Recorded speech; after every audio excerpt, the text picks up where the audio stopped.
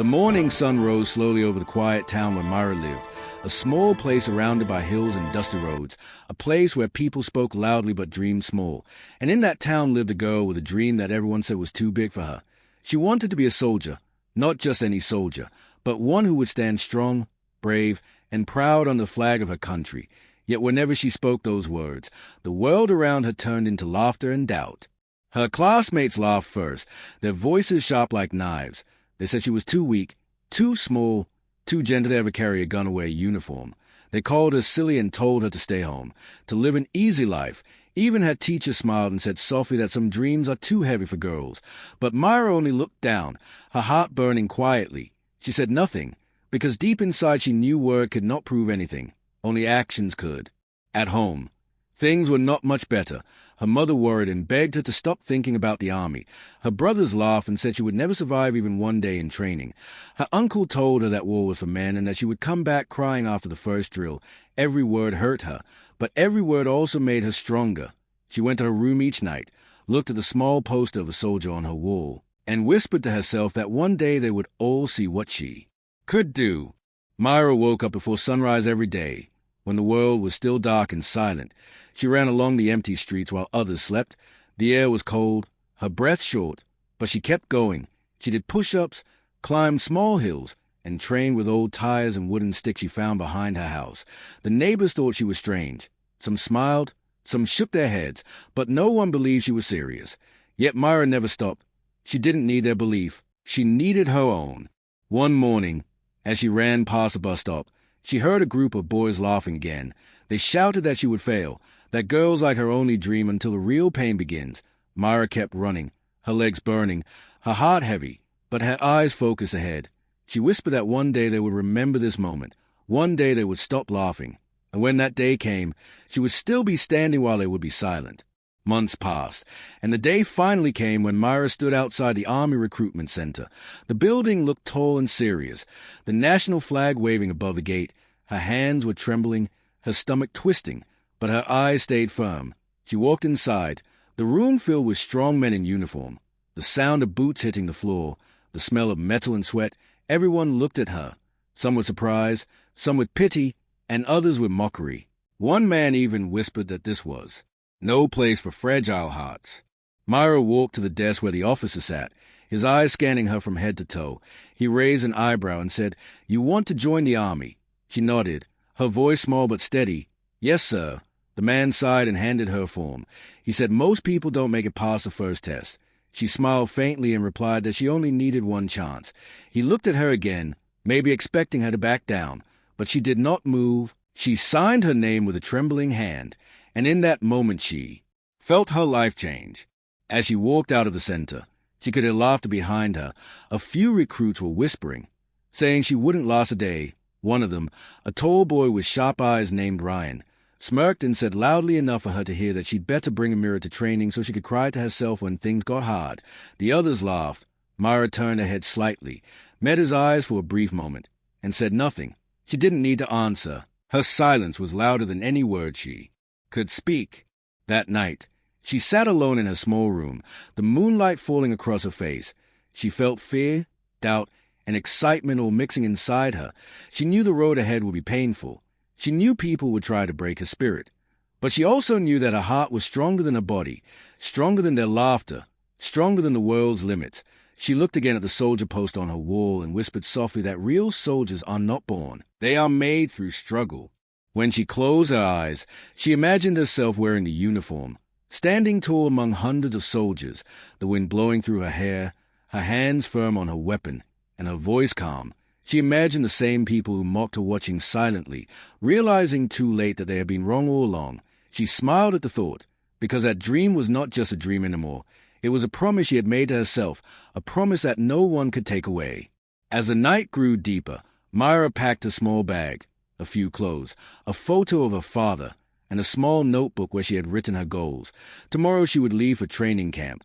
Tomorrow she would step into a new world where pain and strength would test her in ways she could not imagine. Her heart raced with fear and hope at the same time. But she whispered again to herself, over and over, until she fell asleep, that she would not give up, that one day they would all see what a real soldier looks like. The first morning at the army training camp felt like another world for Myra. The air was thick with shouting. The ground shook under the sound of boots, and the smell of sweat and dust mixed with the cold wind that blew across the field.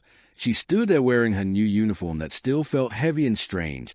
Her heart beat fast as she looked around at hundreds of recruits, all strong, confident, and full of pride. She felt small, lost, but determined to survive. The commander's voice roared through the camp like thunder, his words sharp and hard. He said this place will break the weak and build the strong. Myra swallowed hard, her hands trembling as she tried to stand tall. Next to her stood Ryan, the same boy who had mocked her at the recruitment center. He gave her a sideways grin and whispered that she would not last a week. She ignored him, but his words dug deep into her mind like thorns. The morning drill began, the sun rising high and cruel above them. They were told to run for miles carrying heavy backpacks, the ground uneven, the dust burning their throats. Myra's legs screamed with pain. Her shoulders ached. Her breath came in sharp gasps. Around her the men ran easily, shouting, laughing. Some looked back at her and smirked. One shouted that she should just go home before she hurt herself. But Myra kept running, her vision blurry with sweat, her heart whispering that she could not stop now. When she stumbled and fell, the ground tore her knee. Blood mixed with date. The commander yelled at her to get up, his voice harsh, but she pushed herself up, her arms shaking, her lungs burning. Yet she kept going, one step, then another, each one heavier than the last, but each one a small victory. By the end of the run, she was the last to finish. The others clapped mockingly. Ryan laughed loudest, calling her the camp's slowest recruit. But she just stared ahead, silent, her hands clenched tight. That night, when everyone slept, Myra sat alone by her bunk, her muscles in pain, her body trembling. She could hear the snores of other recruits and the faint sound of wind outside. She wanted to cry. The thought of quitting whispered in her ear. But then she remembered her father, the way he used to tell her that strength is not about who laughs at you, but who keeps moving when the laughter gets loud. She took a deep breath, wiped her tears, and whispered to herself that tomorrow she would do better. The next morning she woke up before the trumpet, before the others even opened their eyes. She ran outside into the cold. The sky still dark, her shoes hitting the ground softly as she began to run, her breath white in the air. Step by step she grew faster, stronger, her heart beating steady. When the others came out and saw her training early, some laughed, some rolled their eyes, but one of the older trainers watched her quietly with respect growing in his gaze. The drills grew harder each day, climbing ropes, crawling through mud, jumping over walls, lifting weights that made her arms shake. Every time she fell, Ryan was there to laugh. Every time she got back up, he looked more annoyed. The others began to whisper that maybe she was not as weak as they thought. One day, during push-up drills, the commander made them hold their positions until their arms nearly gave out. One by one, the recruits dropped, groaning in pain. But Myra stayed, her face red, her arms trembling like wires, until the commander finally shouted stop. When she fell to the ground, the others stayed, shocked that she had lasted that long. Days turned into weeks. Her hands grew rough, her skin tanned under the sun. The girl who once looked fragile was now stronger, her eyes sharper, her steps quicker, though the pain never left. She learned to love it. She learned that every ache was proof she was growing. One night, after a long march, she sat by the fire and looked up at the stars. Ryan sat nearby, silent for once. He glanced at her and muttered that she was tougher than he thought. She looked at him and simply nodded. No need for words. The silence between them spoke louder. But the camp was about to get harder. The commander announced the first test, a full day of survival challenge. No food, no rest, and endless drills designed to break even the strongest. Myra felt her stomach twist, but also a spark of excitement. She wanted to prove herself once and for all. The next dawn, the whistle blew, and the recruits began, running through mud pits, carrying logs, crawling under barbed wire. Myra's clothes were soaked. Her body screamed for rest, but her mind whispered, "Keep going, keep fighting. This is what real strength looks like." Hours passed. The sky turned gray, and the storm rolled in. Rain poured down. Lightning flashed across the camp. Some recruits gave up, others slowed. But Myra refused to stop. She dragged herself through the mud, her face streaked with dirt and rain, her heart pounding like a drum. By the end of the day, when the commander blew the final whistle, only a few were still standing. Myra was one of them, soaked, exhausted, trembling, but smiling faintly through her pain. That night, as she sat in her bunk, her hands blistered, her muscles sore. She realized something powerful. The laughter no longer hurt. The mockery no longer mattered. She had proven to herself that she belonged here. She closed her eyes and whispered softly that she was not done yet. This was only the beginning. Tomorrow she would rise again, stronger than ever, because she was no longer the girl they mocked. She was becoming the soldier she always dreamed to be. The morning fog covered the camp like a blanket, the air cold and heavy, the ground wet with dew. Myra stood quietly near the training field, her hands cold but her heart calm. She had survived weeks of pain and challenge, but today something felt different. The commander had announced a new test, something tougher than anything they had faced before, a 3-day survival mission in the wild. No food, no tents, no help, only skill, courage, and willpower would decide who lasted and who gave up. When the recruits heard the news, many groaned. Some looked nervous. Ryan smiled confidently and said this was where real soldiers were made.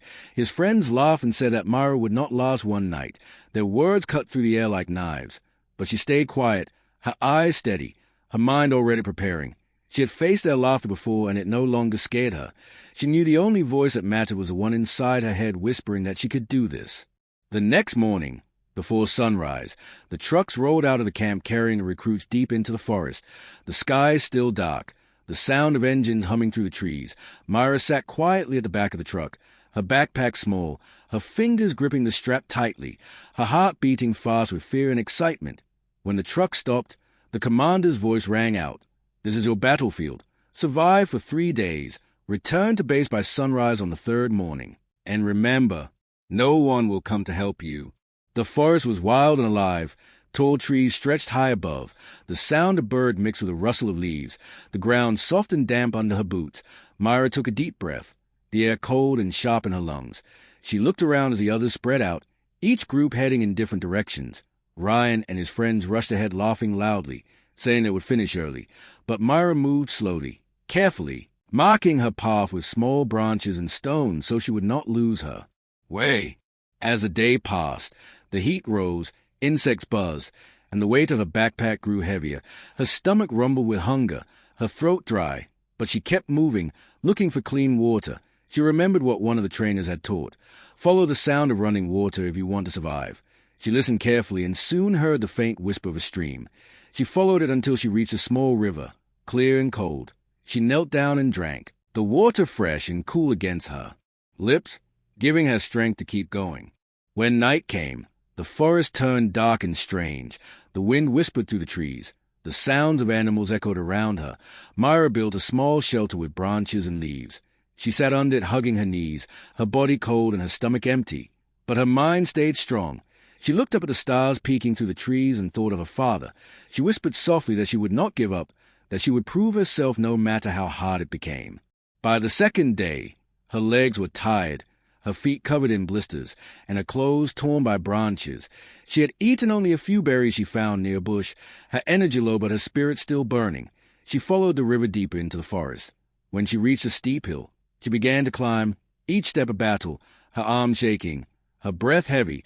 Halfway up she slipped and scraped her arm, blood dripping slowly. She bit her lip and kept climbing until she reached the top, the view. Below wide and endless. She smiled faintly, feeling alive despite the pain. That afternoon, rain began to fall, heavy and cold, turning the ground into mud. She stumbled several times but never stopped. The rain washed away her tears and her fear.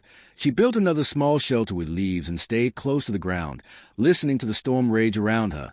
In the distance she thought she heard voices, Ryan and his friends arguing loudly. She stayed quiet and hidden, the storm growing was. She knew noise could attract wild animals. So she closed her eyes and tried to rest, her body shivering but her heart strong. On the 3rd morning, the rain had stopped, the forest calm again, the sky soft with light. Myra woke up weak but determined. She checked her compass and began walking toward the direction of the camp, the path long and rough, her legs barely holding her weight. But her mind refused to surrender. Every step was a victory, every breath a promise.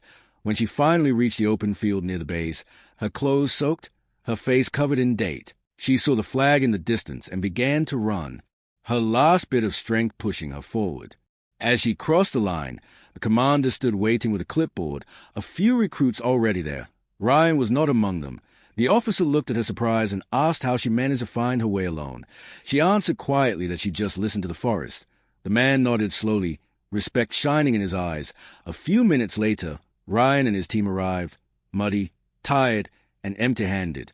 They had gotten lost and barely made it back. The commander looked at them and then turned to Myra, saying that sometimes strength is not in noise but in silence and patience. The camp grew quiet as everyone looked at her. Myra stood tall though her legs trembled. She felt no pride, only peace, because she had proven not just to them but to herself that she could survive anything. Later that night, when the lights went out and the camp fell silent, Ryan walked past her and whispered that she had earned his respect. She gave a small nod and smiled faintly, knowing that for the first time, the laughter had stopped, and in its place was something stronger, something real, the beginning of a new kind of strength. The wind roared across the training camp as dark clouds gathered in the distance. A storm was coming, and the air smelled of rain and tension. The recruits stood lined up in the muddy field, their uniforms soaked from the morning drills. The commander's voice rose above the wind as he announced the next test, a live simulation exercise meant to prepare them for real combat. The words made every heart beat faster, because this was not a simple drill. It was a test of courage, reaction, and teamwork, and one wrong move could mean disaster. Myra stood in the line, her hair tied tightly, her boots heavy with mud, her heart steady but her hands cold. She had already proven her strength in the survival mission, yet something about this day felt different. Something in Commander's tone made her uneasy. He explained that the recruits would be divided into teams, each given an area to secure and defend. The exercise would include mock explosions and smoke grenades. But even though it was only training, accidents could still happen. Myra listened carefully, her eyes scanning the horizon as thunder rumbled in the distance. When the whistle blew, chaos began. Soldiers ran in every direction. Orders shouted. Smoke rising. Myra's team moved toward the forest area near the edge of the camp. Ryan was in her group this time, his face serious, no trace of mockery left. The storm clouds grew darker. Rain began to fall in heavy drops, and soon the field turned slippery and dangerous. Myra moved quickly, checking her surroundings, the fake gun in her hands feeling heavy with every step. She could hear distant blasts, loud and sharp, echoing through the forest. As they reached a small hill, the commander's voice crackled through the radio, warning them of simulated mines placed randomly. They had to move carefully. Myra took the lead, her eyes on the ground, guiding the others. Ryan followed behind her, shouting to stay low. The rain grew stronger, lightning flashing across the sky. Suddenly a loud explosion burst from the left side, the ground shaking violently. Everyone dropped to the ground. But the sound was too real, too close. Myra's heart froze. This was not part of the simulation. Smoke filled the air, and a voice screamed from the distance. Someone was trapped near the blast zone. The commander's voice on the radio was tense, calling for everyone to stay put until help arrived. But Myra heard the scream again, louder, desperate. She looked at Ryan, who shook his head and shouted over the storm that it was too dangerous. She hesitated for a moment, her breath shallow. Then she dropped her gear and ran toward the sound. The rain hitting her face like needles, mud, splashing under her boots, her mind shouting one thing only. She had to help. The closer she got, the thicker the smoke became. She could barely see. The smell of burning fabric and metal filled the air. She crawled on her knees, her hands searching blindly until she found someone lying near a fallen tent, his leg pinned under a metal pole. He was coughing, his voice weak. Myra grabbed the pole and tried to lift it, but it was too heavy. The storm howled around her, her arms shaking. Yet she refused to stop. She pushed with everything she had, the pain shooting through her muscles, and finally the pole moved just enough for the man to crawl out. She pulled him by his shoulders, dragging him away from the flames, her lungs burning from the smoke. Once he was safe, she turned back, realizing there was another body inside, another soldier lying still near the fire. She could feel her heart racing faster, fear creeping in, but she ran back into the chaos, covering her mouth with her sleeve, the heat biting her skin. She reached the second soldier and pulled him out too, his uniform half-burned, his body heavy and lifeless, but she refused to give up. She dragged him through the mud, inch by inch, until she finally reached the others. Ryan appeared through the smoke, his face pale with shock. He shouted her name, helping her carry the injured men to safety. The medics rushed over, lifting the soldiers onto stretchers. The commander ran toward them, his eyes wide, demanding to know what had happened. Myra could barely answer, her body shaking from exhaustion, her hands blackened with dirt and ash, but her eyes were calm. She whispered that she had just done what a soldier was supposed to do. The commander stared at her in silence, then nodded slowly, respect clear in his expression. As the storm began to fade, the camp grew quiet. The recruits gathered under the tent, whispering about what had happened. Everyone had seen her run into the fire. Everyone had seen her save 2 lives. Ryan sat beside her, his voice low and filled with something she had never heard from him before, gratitude. He said he had been wrong about her since the beginning, that she was stronger than all of them combined. Myra gave a tired smile, her body aching but her heart full. She said softly that strength means nothing unless it is used to protect others. That night, as the rain finally stopped, the camp lights reflected off the wet ground. The commander gathered everyone and announced Myra's name. He said that bravery was not about shouting the loudest or showing the biggest muscles. It was about stepping into danger when everyone else steps back. The recruits clapped. Some even stood. Ryan saluted her quietly, and for the first time since she arrived, Myra felt truly seen. Not as a girl who didn't belong, but as a soldier who had earned her place through courage. Later, when she sat alone outside her tent, she looked up at the night sky, the clouds drifting apart, revealing a few shining stars. She thought about her father, about her journey, about every laugh and every doubt she had faced, and she whispered softly that she had kept her promise. She had shown them what a real soldier looked like, not with words, but with actions written in sweat, pain, and fire. The morning after the storm was silent, the sky pale and soft with the smell of rain still in the air.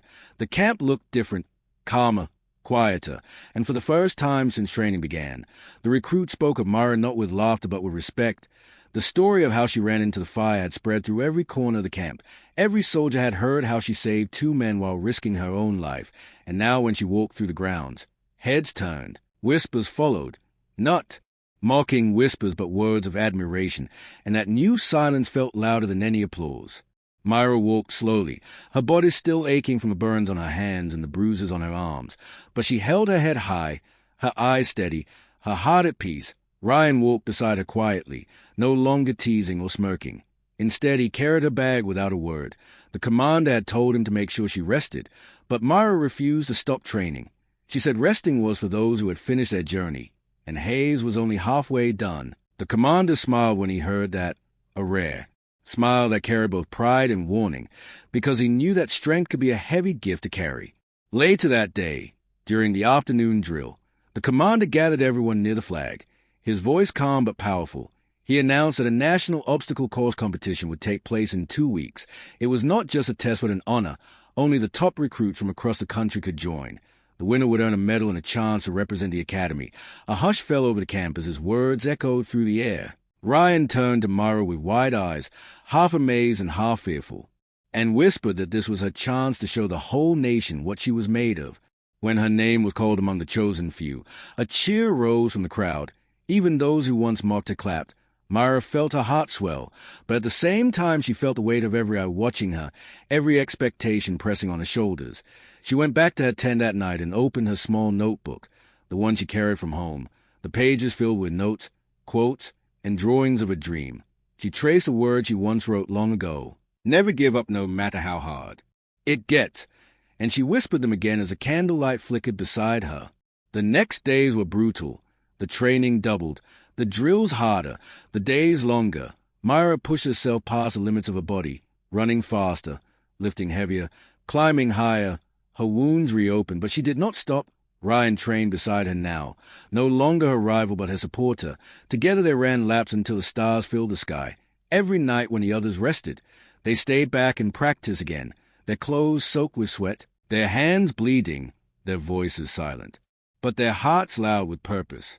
One evening, while they were running through the track, Ryan slowed down and said softly that when he first met her he thought she was chasing an impossible dream, but now he realized she was building a legacy. Myra looked at him, her face tired but glowing, and replied that she was not doing this to prove anyone wrong anymore. She was doing it to prove that courage had no gender, no shape, no limit. Ryan nodded, and in that moment, the teasing boy she once hated became the friend she never expected. The night before the competition, the camp gathered around a small fire. The commander spoke about honor, loyalty, and the meaning of true strength. He looked at Myra and said, "Courage is not shown when things are easy, but when fear whispers to stop, and you keep going anyway." Myra listened quietly, her fingers tracing the burn marks on her hands, the stars above shining brighter than usual. She thought about her father again, about the promises she made as a little girl, and she knew tomorrow would be the day to keep them all. When dawn arrived, the camp buses took the recruits to the main arena, a vast field filled with ropes, walls, mud pits, and balance beams. Soldiers from different bases stood around, cheering and shouting. Cameras flashed, and banners waved. Myra stepped out of the bus, her heart pounding with a mix of fear and excitement. She looked at the course ahead, the longest and hardest path she had ever seen. Ryan placed a hand on her shoulder and said quietly that no matter what happened, she had already won something greater than a medal. She had won respect. The whistle blew and the race began. Myra ran forward, her boots splashing through the mud, her breath sharp and quick. She climbed the first wall, swung across ropes, and crawled under barbed wires. The crowd roared as she moved like lightning, her body aching but her spirit unbreakable. Halfway through the course, her foot slipped and she fell hard. The pain shot up her leg, but she bit her lip, pushed herself up, and kept running, the voices of doubt from the past echoing in her head, blending into the rhythm of her heartbeat. She would not stop now. By the final stretch, her arms trembled, her lungs burned, but the finish line was in sight. She could see the flag waving in the wind. Every step felt like fire, but she pushed harder, faster. The crowd stood, shouting her name, and when she finally crossed the line, collapsing to her knees, the world around her blurred into light and noise. Ryan ran to her side, lifting her up, and she heard the commander's voice in the distance, announcing that she had broken the record, a new champion born. From strength, heart, and unshakable will. That evening, as the sun set behind the hills, Myra stood on the stage, the medal shining on her chest, the applause echoing across the field. She looked out at the crowd, her eyes wet with tears she had held back for years, and she whispered softly that she was once the girl they laughed at, but now they knew this is what a real soldier looks like. The medal still shone on Myra's chest as the cheers slowly faded, the crowd clapping until their hands hurt, the commander saluting proudly, Ryan smiling beside her with pride in his eyes, and the air around them heavy with emotion. It was a moment that felt bigger than victory. It was a moment she had dreamed of since she was a little girl running through the dusty streets of her hometown. A girl no one believed in, a girl everyone had laughed at, but now that same girl stood as a soldier, who had turned pain into power and mockery into respect. When the ceremony ended, the camp filled with celebration, music and laughter echoing through the evening sky. But Myra slipped away quietly. She walked to the edge of the field where the trees met the hills, the wind gentle on her face, the smell of rain still lingering in the air. She stood there in silence, her hands touching the medal, her heart heavy not with sadness but with reflection. She thought about the long road that had brought her here, every bruise, every tear, every sleepless night, and she whispered softly that strength is not given, it is earned through struggle and heart. Ryan found her standing there, his boots crunching softly on the dry grass. He asked her why she was alone when everyone else was celebrating. Myra turned her head and smiled faintly, saying that sometimes quiet feels louder than applause. Ryan nodded, understanding her in a way words could not explain. He looked up at the sky and said that when he first saw her at the recruitment center, he thought she was lost. But now he knew she had been found long before any of them even started. Found in her purpose, found in her courage, found in the promise she made to herself and kept no matter how much it hurt. As the night grew darker, the commander approached, his voice deep and calm. He said the army needed more people like her, people who did not give up when the world turned its back. He told her that her story would be shared across the training divisions to inspire others. Myra bowed her head humbly, saying she was just doing what every soldier should do. But the commander smiled and said that true heroes never see themselves as heroes. They just do what must be done while others hesitate. Days turned into weeks, and Myra's name began to spread beyond the camp. Newspapers wrote about the girl who had broken records and saved lives. Reporters called her the face of courage. Young recruits joined because of her, saying they wanted to be strong like the soldier who never quit. Myra tried to stay grounded, focusing on her duty, training harder, teaching others.